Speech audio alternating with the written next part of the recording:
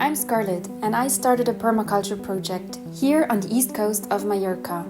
Follow along as I transform this derelict piece of land into a fertile food forest.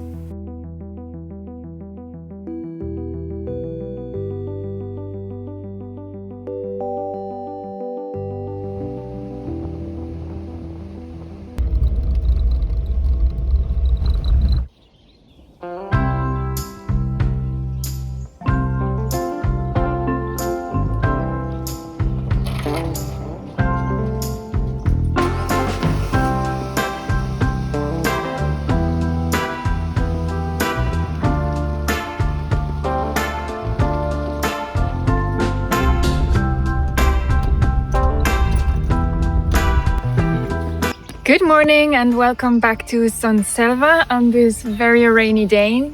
We've had a lot of rain recently. Last night was terrible. The winds were so strong that I really got worried about my greenhouse. That's why I came here early this morning to check if everything's safe and sound out here. Let's have a look.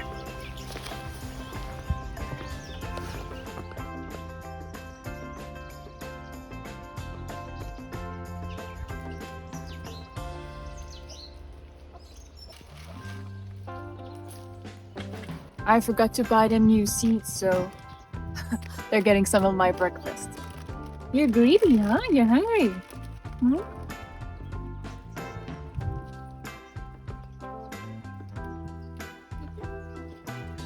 Also, as you can see, I covered their windows with some plastic so the wind wouldn't get in.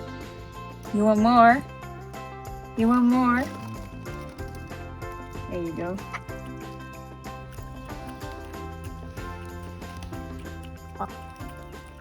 It started raining again, so let's quickly check out the greenhouse.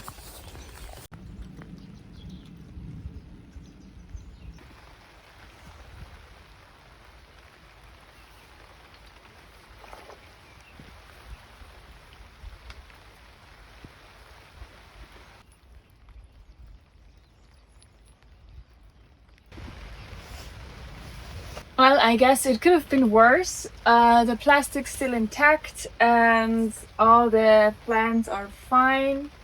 I mean, the greenhouse obviously lost its whole purpose without its door, but before this happened, plants actually grew super well in here and I am so happy about that.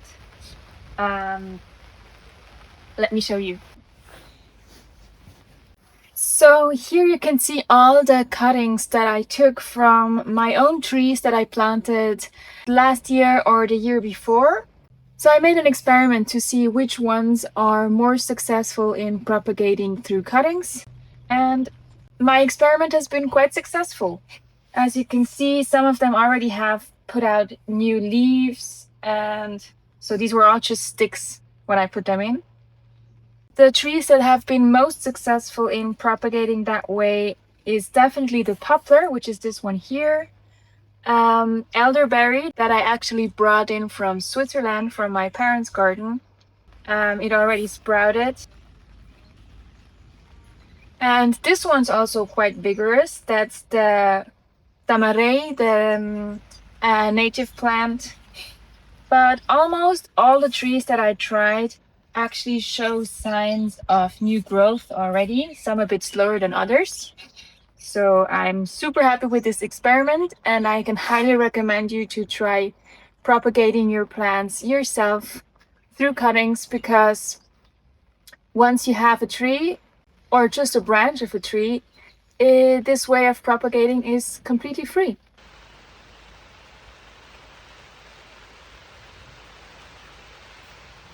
Yesterday, I took a branch of an apple tree of another farm and made some new cuttings. So basically, you just cut your branches into small pieces and make sure you have at least one of these little nods outside of the soil so it can sprout, and at least one in the soil so it can root. And then you just stick it in sandy soil. Make sure it stays nice and moist until it roots, basically. It's that simple. It takes a little bit of patience, but from just one branch you can cut about 10 cuttings, and so if it doesn't work, you didn't lose anything.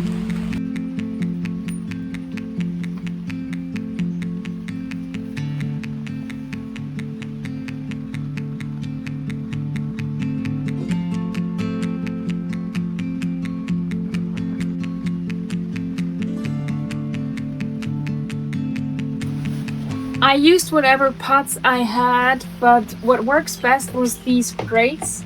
They have an additional benefit, so in the first months until they root well, you just leave them on the ground so they have a good connection, so they don't dry out. And as soon as they start to grow, you can actually lift them up and put them on a block or something. This method is called air pruning. So what it does is that the roots below don't grow further down because there is no soil anymore, and that makes the root system grow wider. And once you plant these little things into their final location, the roots grow deeper and stronger.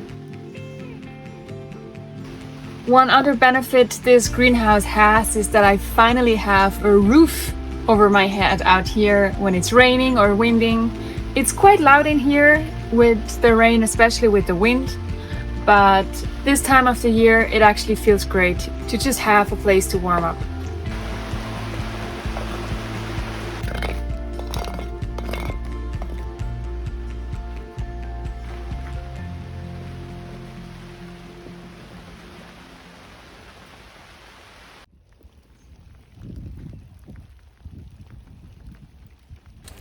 Now, some plants really love this type of weather.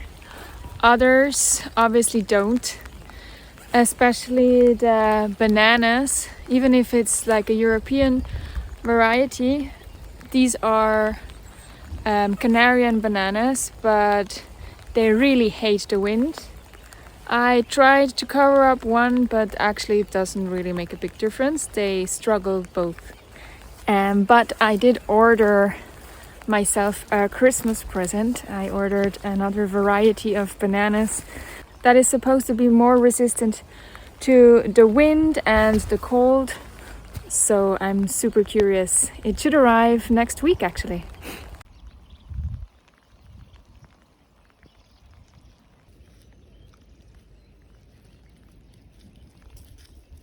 My mini swales have been working very well. They do capture some rainwater, especially during these heavy storms, and make sure we don't have any runoff going downhill, which is that way, because we have this nice berm right next to it, and then all the trees can access the water through their roots.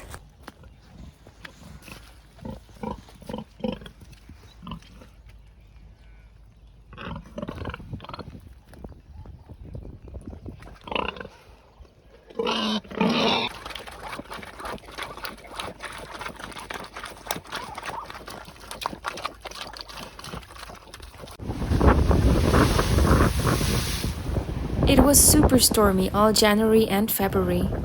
Storm after storm battered the coasts with violent winds and towering waves, leaving destruction across Spain, Italy, Portugal, and all over the world. Mallorca was spared the worst of it, but even here the storms made themselves felt. Our street lost power for a while, and my poor greenhouse was tossed around like a toy in the wind.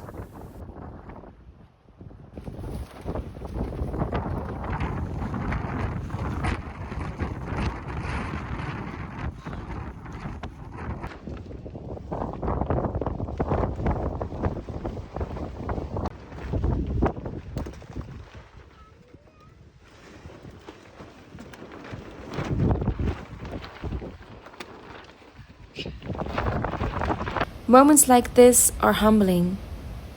Watching the raw force of nature reminds me how small we really are. But we're not just observers of these changes, we're part of them. The climate is shifting, the oceans are rising, and the winds themselves are changing. Nature is so powerful, but the truth is, we're influencing the storm, our consumption, our emissions, the way we live. All of it brings nature out of balance. We're not just harming nature, we're harming ourselves.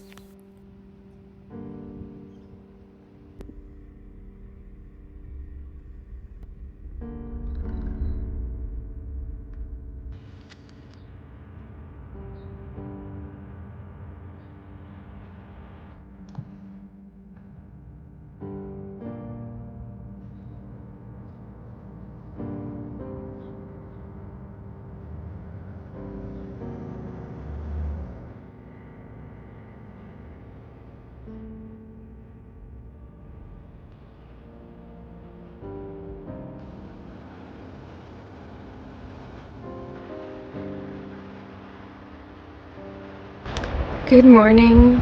This is the first walk Bino and I are taking after the storms, and as you can see, something's changed here on the coastline. It looks quite different.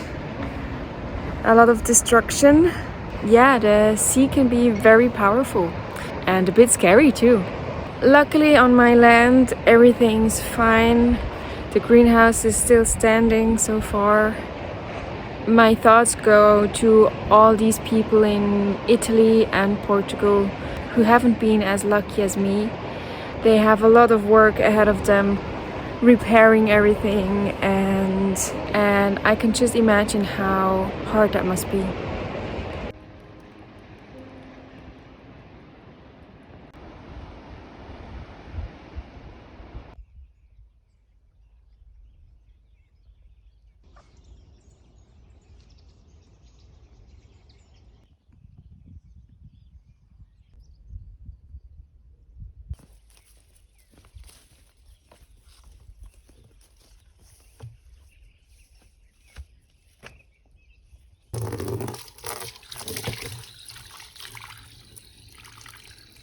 I contacted the supplier of this greenhouse, and fortunately they have some spares for that piece, and I really hope it's the right one.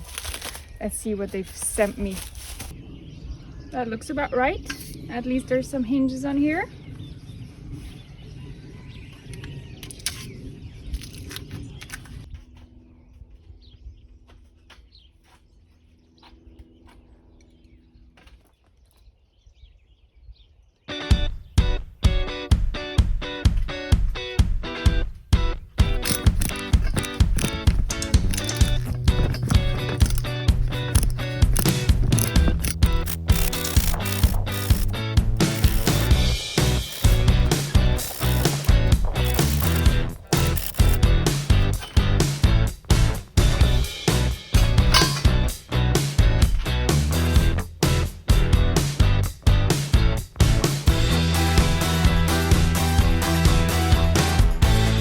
Well, that took me way longer than I thought. I bought this greenhouse secondhand, and some of the screws are so corroded that there's just no way of opening them again.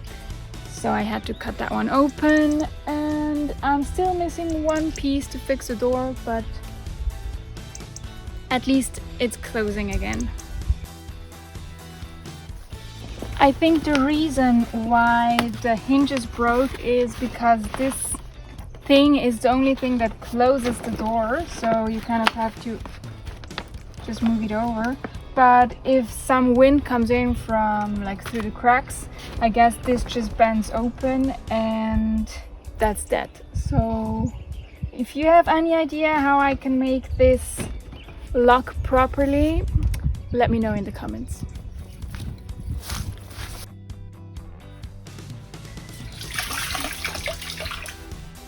I also brought down this big boy that I actually bought to collect rainwater, because during the nights it still gets quite cold in here, so I need something to capture the heat during the day and store it overnight. So these 200 liters should help a bit.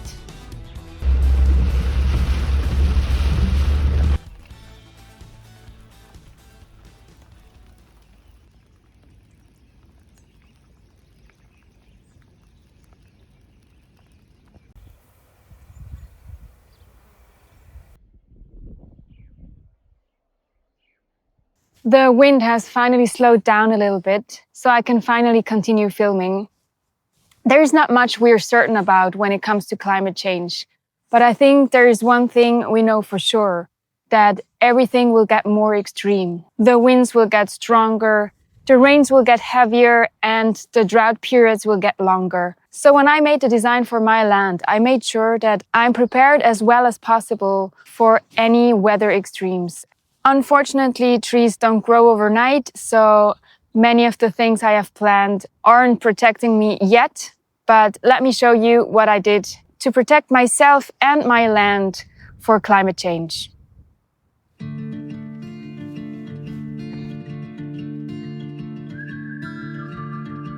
When heavy rain hits bare, dry soil, we lose all the nutrients to erosion. This can also become very dangerous because water is washed off like on a slide, and it turns into powerful floods. That's why I try to keep my ground covered at all times. The roots help the water to infiltrate into the soil. In winter, I use green manure, and in summer, mulch. For the same reason, I dug small swales. They not only help my plants to profit from the rain, but also to slow down the water flow and to let it sink right there and then.